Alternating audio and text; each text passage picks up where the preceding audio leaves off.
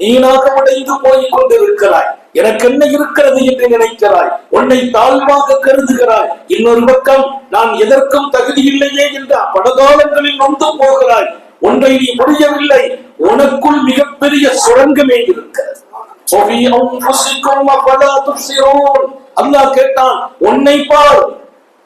நான் அவரை பார்த்து ஏமாந்து போனேன், இவரை பார்த்து பொறாமைப்பட்டேன், முன்னால் இருப்பவரை பார்த்து நான் உடைந்தே போனேன். மகனே, நீ அவரை பார்ப்பதல்ல வாழ்க்கை, இவரை பார்ப்பதல்ல வாழ்க்கை, முன்னாலும் பின்னாலும் பார்ப்பதல்ல வாழ்க்கை. உன்னை பார்.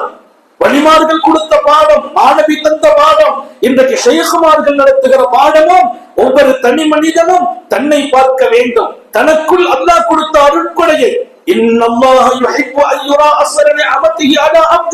அல்லாஹ் பிரியப்படுவதெல்லாம் என் அடியான் அவனுக்கு நான் என்னென்ன செய்திருக்கிறேன் அதை அவன்